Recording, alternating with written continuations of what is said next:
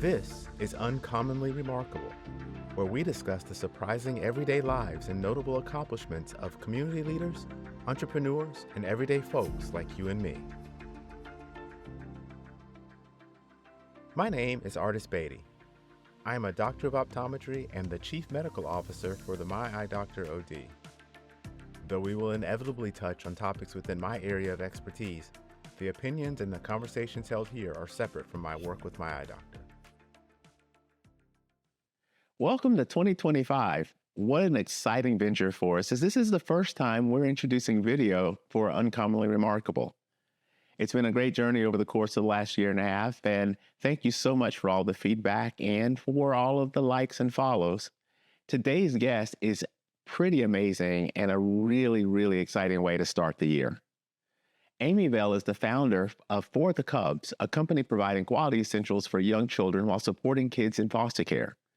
Motivated by her experience as a foster parent, Amy transitioned from a successful marketing career with brands like Spotify and Charity Water to entrepreneurship to launch For the Cubs. After undergoing foster care training, Amy knew she found a gap in the market.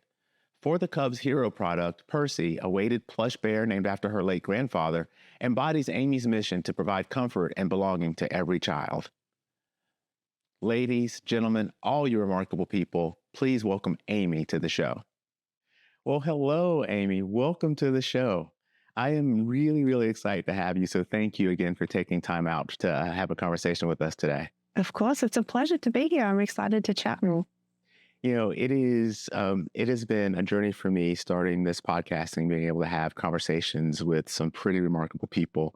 But after reading more about your story and learning about your passion, I just can't believe some of the things that you've been involved in and your journey to where you are today.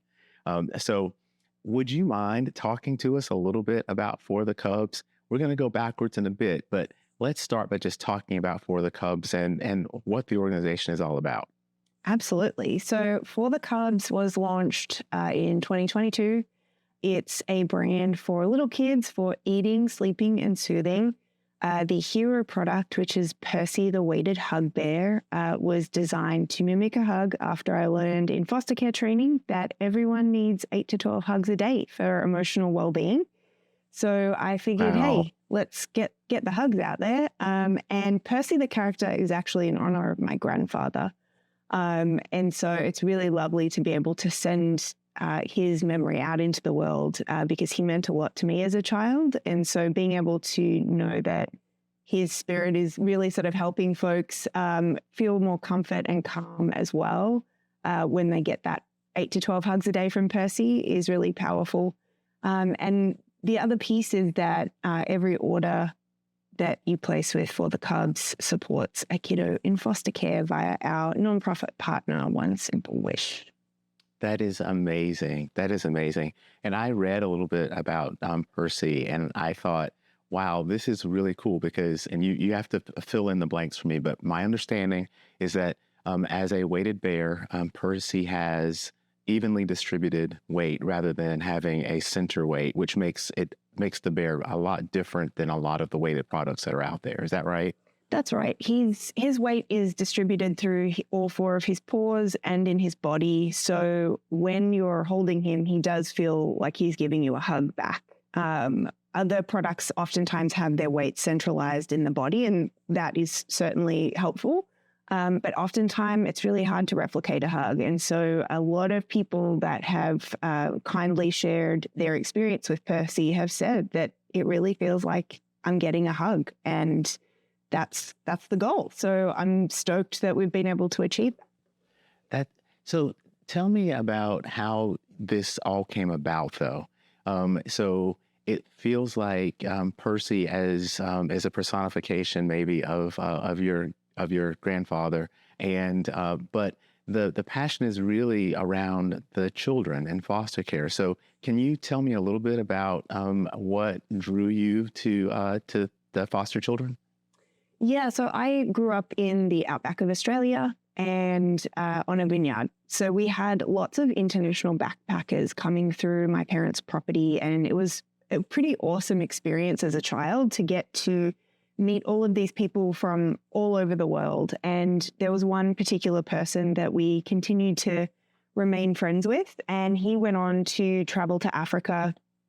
He was a marine biologist, and he spent a lot of time there and ended up adopting a child from Africa and took them back to the UK, where he was originally from.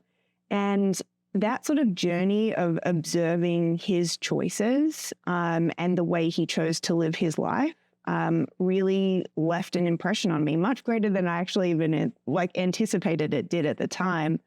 But it really sort of left me with the understanding of what adoption can offer a child, even though adoption is absolutely grounded in loss and grief and starts in that place. The opportunity that can be afforded on the other side of that is also very important to acknowledge as well. And so that always sort of was important to me because I grew up in such a rural area where opportunities were really small. There weren't a lot of choices back then of what you could grow up to be. And so I think that was sort of the connective tissue, if you will, of sort of why I saw opportunity as such an important piece to what my life was going to look like. And so that was something that when I moved to New York to pursue a career there, I had always wanted to move to New York. Everyone asked me why New York. It was because when I was a kid, I was growing up watching Seinfeld and Friends and all of these shows that were based in New York City. Absolutely. And it just looked great. So I thought, why not? I should go there too. So my career was really my priority, as was my husband's, who I met shortly after landing in New York. We were both very career oriented. And for me, I couldn't see how kids would fit into our lives. And that sort of felt like a really hard math problem to solve of like, how do you sort of split yourself if you're very passionate about your career? And I hadn't always felt the need to have biological children. So I was sort of left with maybe my career is my thing. And eventually we moved to Austin, Texas, and the pace is just a little slower and the demands are a little lower. And slowly sort of we started to see that there was room for a child, not without support and resources, don't get me wrong, but I think that it sort of became more available to me to be able to do that. And so when I was sort of talking to my husband about like, what does this look like? We landed on, we're not going to have biological children. And a lot of families go through that trial of wanting to have biological children and then deferring to having to adopt from wherever, whether it be private or through the system. But that wasn't something that we addressed. I was just thinking, oftentimes people would ask me if like, oh, why didn't you want to have your own children? And it was just because I didn't. Yeah. It's sort of one of those things that a lot of people grow up with, this expectation that you want to have your own children. And I just didn't. And that was something my husband was supportive of as well. So that was the path that we took. And when we took the orientation, just to learn more about like the very sort of most high level information as it related to the foster care system and becoming foster parents, it just struck a chord with us. I can't explain what it was, but we just looked at each other and were like, this is it. This is the path we want to take. And so that's sort of how we got into foster care. Well, and it's a very interesting story, considering you're right. When people normally, or the stories you typically hear are parents who, for whatever reason, are unable to have children, and they make the decision to adopt. And so it is different to think about making the conscious decision that biological children is not really what drives me, but there is this need that needs to be filled, and making that decision with your husband. And it wasn't just one foster child, or hasn't been just one foster child though, right? Like there've been a plenty. Yes. Our current placement is our 10th child that has been in our home. We take one child at a time. Okay. We don't take sibling sets because the way that we sort of organize that in our mind is we don't know how much a child is going to need from us, and we still have very active careers that we're still very much committed to. And so with one child, we're able to understand what they need, get the resources around them, pour into everything that they need for the time that they're with us. Whereas if it's with more children, that's something where we just don't want to underserve them. Sure. So, yeah. That's, I mean, when you think about it in those terms, I think that's part of maybe what's driven some of the products or the way you've built for the Cubs, right? Because Percy is there, but there are other products there that are designed for being able to help children develop and parents with those children, right? Like what other types of things did you think were ideal to make your own version of so that people could have access to something that was going to be useful for their children? Yeah, so one of the ways that I sort of approached it, everything is with intention for the Cubs. So I wanted whether it be a customer, someone who supports the brand, kiddos who benefit from the donations we make to our nonprofit organization, I wanted to focus on celebrating the beauty of belonging. That is something that every human looks for in life. And oftentimes that starts at home. It starts with the most simple things, which are eating, sleeping, and soothing. So it's feeling safe in your home. It's having food to eat and learning that food is safe. It's getting good rest. And parents are biological parents are often given their baby and then said, good luck. And so for me, I wanted to be able to sort of create these very simple categories that parents know they absolutely have to, their child has to sleep, their child needs to be calm, and their child needs to eat. And so focusing on those areas really sort of ladders up to that idea of celebrating the beauty of belonging, because it starts in the childhood home and hopefully is nurtured as we grow. And it looks like things are extremely intentional. As an example, they're really, they're nice earth tones, things that are in the pastel color palette. But there's not a lot of, as an example, bright, vibrant colors. Was that intentional as well with the products? Very much so. I am someone who has late-stage diagnosed ADHD. And I don't respond, my eyes hurt when I look at very bright primary colors. My entire home is designed with soft muted colors. And I realized that was for my own calm. And with every kid that has come into our home, I've noticed that there is a difference in their level of calm when they're in this environment, because everything is very soft, very muted, and focused on that. And I understand that not every home is like that, and that's totally fine. But oftentimes, kiddos need that sort of decompression of home. There's lots of places where primary colors are used, and, it's totally fine if you prefer those things. That's awesome.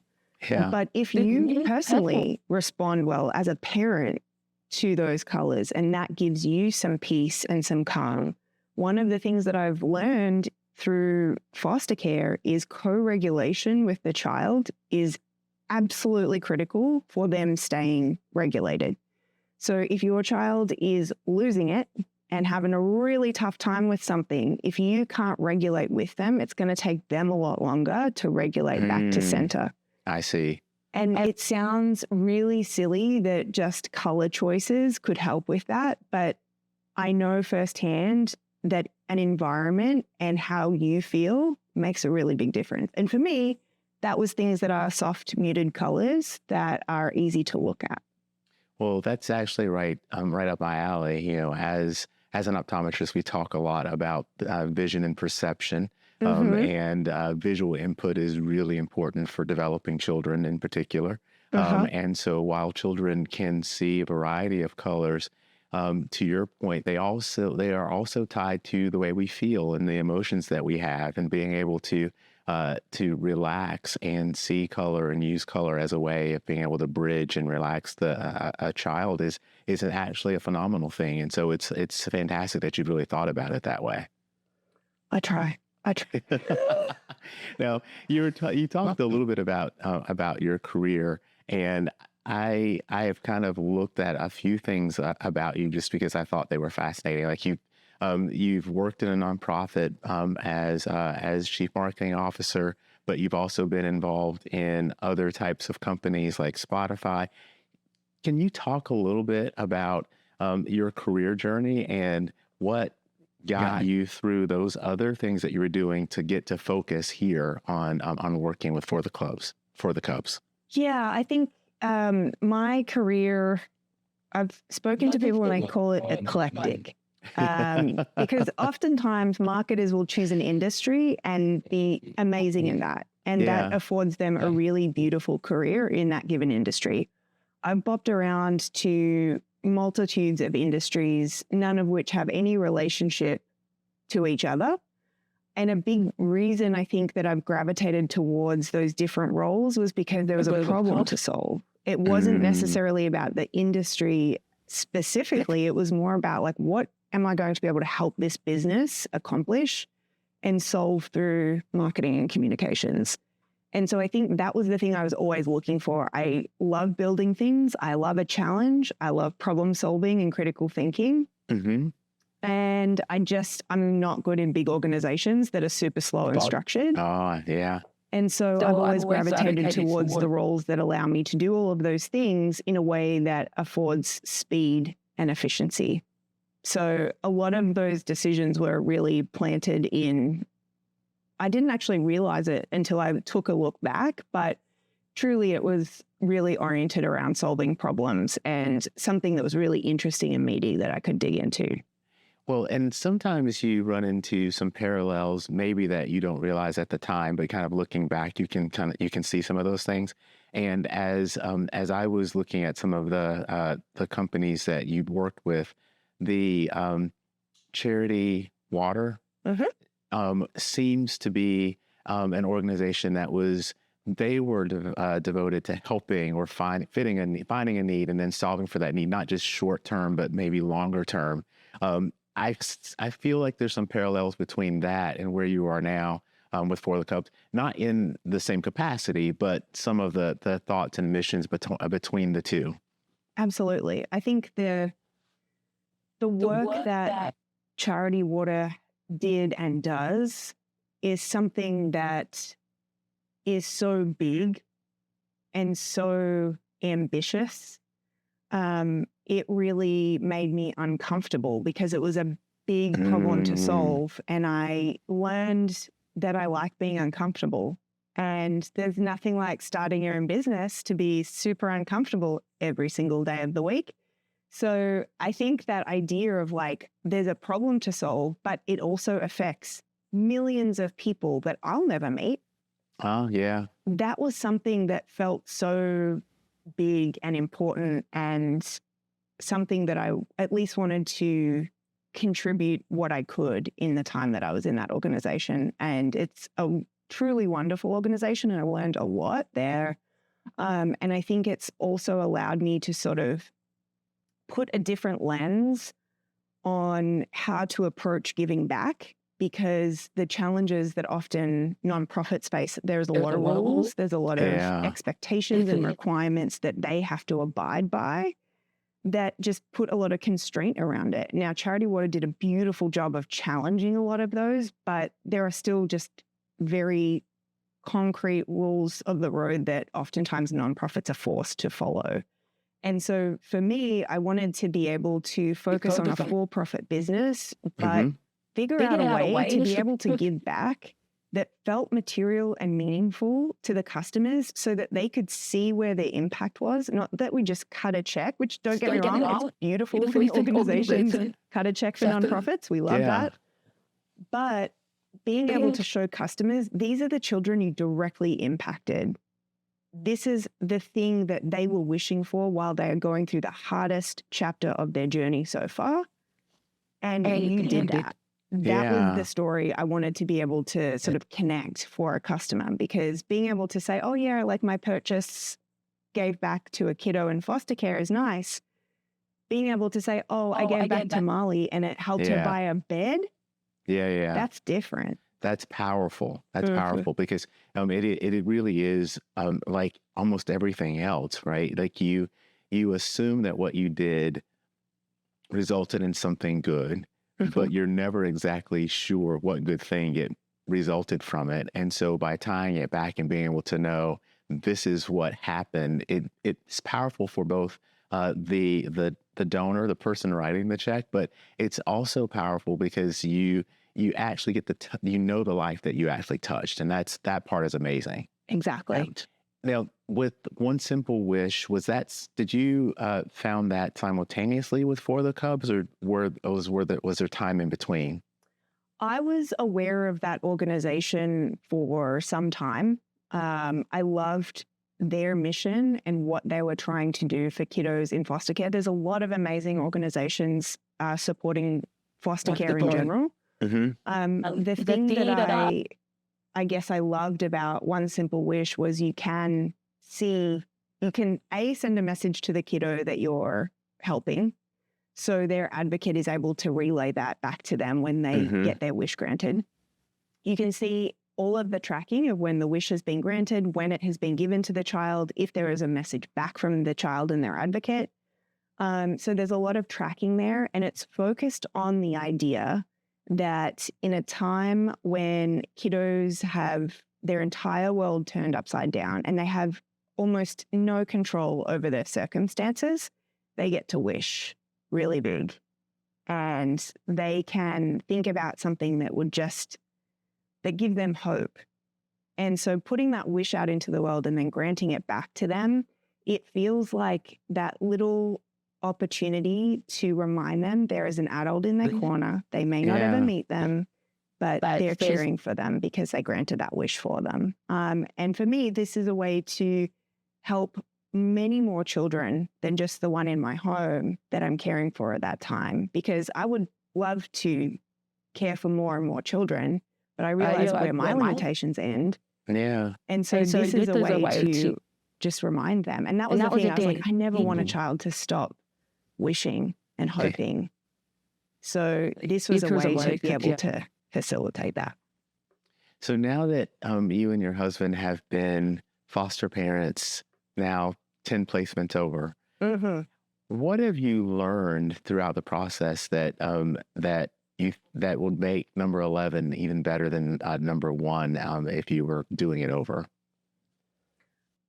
I would say there is no consistency whatsoever in foster care except inconsistency. So that is something that is true to life. Like, that is something that I think the more resilience you can build in life in general. But foster care is sort of that really isolated vacuum of teaching you that there is nothing you can do except show up for the child and be the best that you possibly can. And that's true of life as well, right? Yeah. Time is another thing that how would I put it? The first 60 days, everything feels 1,000 times harder than what you think it should be. And there's nothing that can prepare you for it. And I've done it 10 times at this point. Nothing prepares you for it, especially if you don't have kids in your home already that are your own kiddos that are staying permanently. Because you go from the very footloose and fancy-free life that you're living with no structure to a very structured, very regimented, very documented lifestyle that has restrictions of all shapes and sizes. Oh, that is something that that I haven't thought about, is the documentation and what the restrictions are because of being in the foster system rather than biological children or even the full adoption.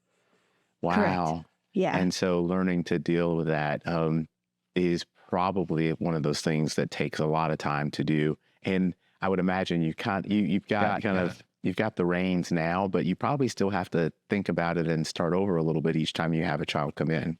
Yeah, I would say that the particular case I'm involved with now isn't as heavy documentation as the previous case, which I was having to provide very detailed documentation every week with photos and records and exhaustive amounts of information because that's what the case required.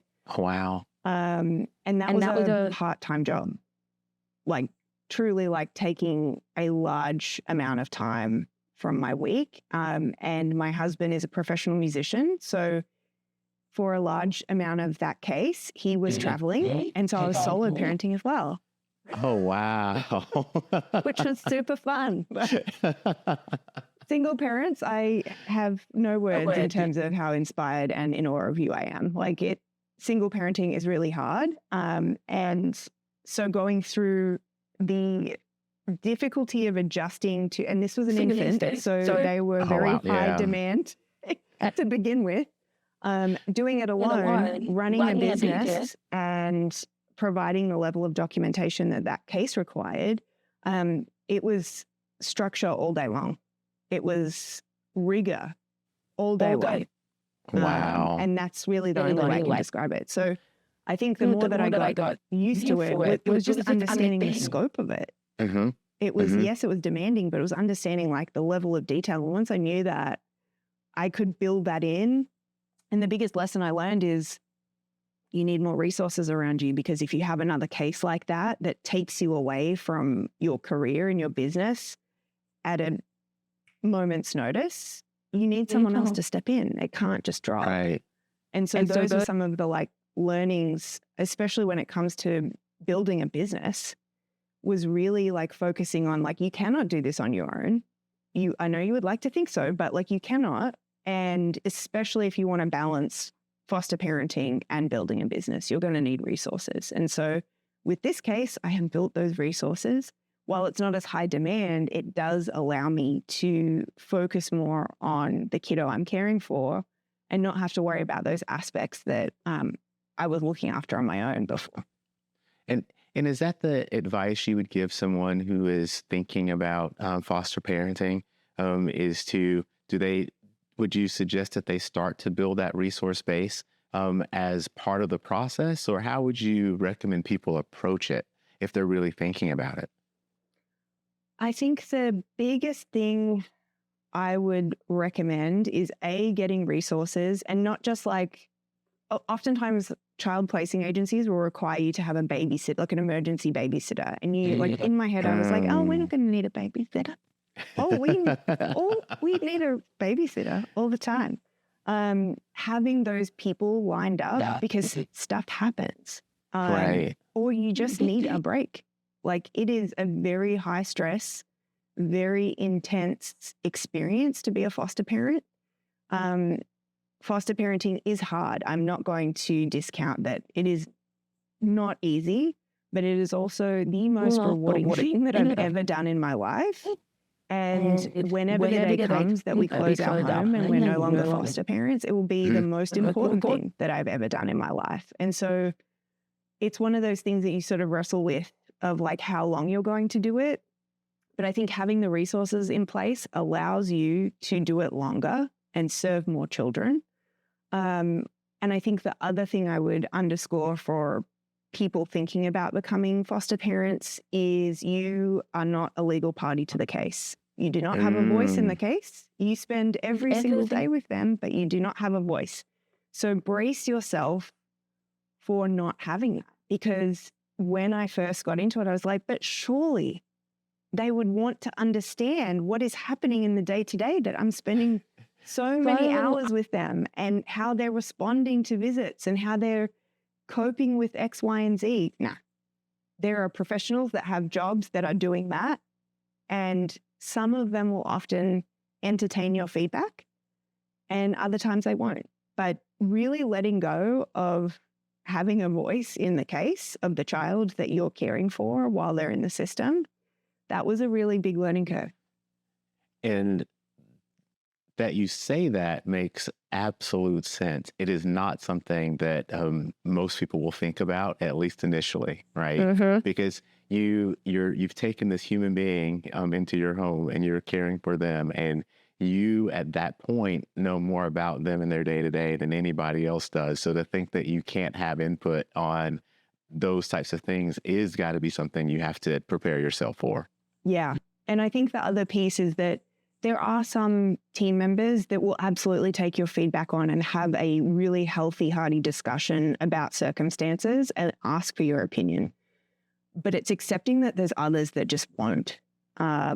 I think that's the hard part. But the thing that I will say is, like, even though you don't have a voice because you're not a legal party to the case, you will still say what is on your mind, because you're willing to run through a wall for the child you're caring for, because whatever the court decides and whatever the outcome of the case, you have to leave knowing you did everything you could. So it's not to encourage people to stay silent. It's encouraging people to understand that every case is going to be different and dynamics will be different, and your voice, the weight of your voice will be different, and accepting that is going to be the hard part. So I have to know, what's next for you? If you think about where you are with the company, when you think about what is going on at home, like, what are your thoughts on where you're going to go next, or what you're going to do next? I think my hope is that I can continue to grow For the Cubs, to serve more families through For the Cubs, both as my customers and on the other side as through our Give Back program, and serve more kiddos in foster care. In terms of my time in foster care, I don't know. I talk to a lot of families and they often say, don't ever close your home, just take a break. Because then if you decide to come back, you have to be relicensed, and it's a lot of work. So I think it's one of those things where it's like, at the end of this particular case, we'll see. I actually don't know. So, because it could end in any number of ways that could change our path. So we'll see. Well, I think it is amazing what you're doing, and I think bringing awareness to other people who may even be in the same boat, have maybe decided that biological children are not for them, but haven't decided on whether they want to foster children or think about adoption. I think it's good conversation to have, and there is such a tremendous need. It's almost frightening to think about the need and the fact that there are not enough people who really want to participate and truly help these children.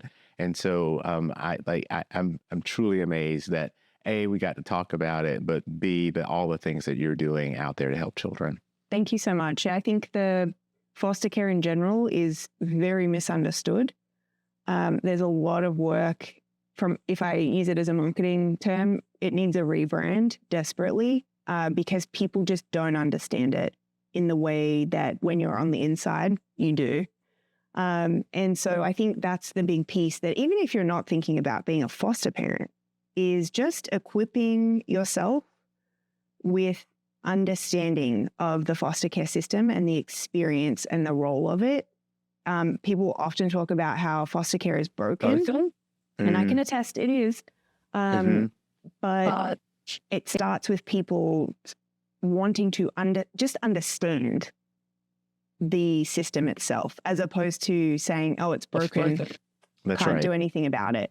So even if people just educate themselves on the system, the challenges, and tiny ways that they can help, it makes a big difference, because if you have biological children, guaranteed there are kiddos in your child's class that are experiencing foster care right now, and helping your child understand how to be there for that child is going to change their life. So that is a way that you can help kids in foster care without any commitment whatsoever of being in the system. So it's those types of things I would wish for people to be eager to learn more about. That's an amazing point, because not all of us can do all the things, but all of us can do some of the things, right? Yeah. And so being able to participate and be able to help, even if you're not going to be a foster parent, that is a fantastic point, and maybe one that's overlooked by any number of people.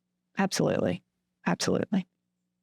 So if people want to find out more about For the Cubs, where should they go? How do they do it? Yes, so you can find us at forthecubs.com. If you feel like shopping, sharing, all of those good things, we're on Instagram, Facebook, TikTok. You'll hear a lot of my musings on TikTok about things I'm navigating with my kiddo in terms of her fun behaviors. Right now, she's picked up screeching, which is apparently a very normal developmental thing for a 4-year-old. Oh, wow. Everything apparently is developmentally appropriate. So screeching's super fun. But I think the other thing is if you want to get in contact, you can email Percy at For the Cubs. And questions, comments, thoughts, feedback, anything. I love to hear it. It's my favorite. I'm always down to get in touch. Most awesome. I will make sure that we put that information into the description, and we'll put the links in there so people can click and make it easy for them. And I really, really appreciate you spending time with me. This is a big deal because you are the first of my interviews that we are keeping the video for.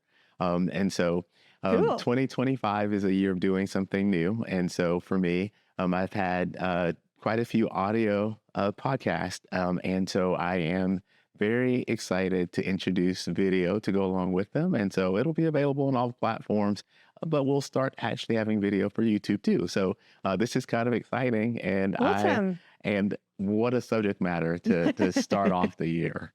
Awesome. I love it. But it's been fantastic to meet you, and I'm going to keep track of how things are going. And don't be surprised if I ping you to see how this placement number 10 is going, and question whether or not there's a number 11 or not. Awesome. Please do. Please do. Thank you so much, baby. Cheers. Have a great evening. Bye.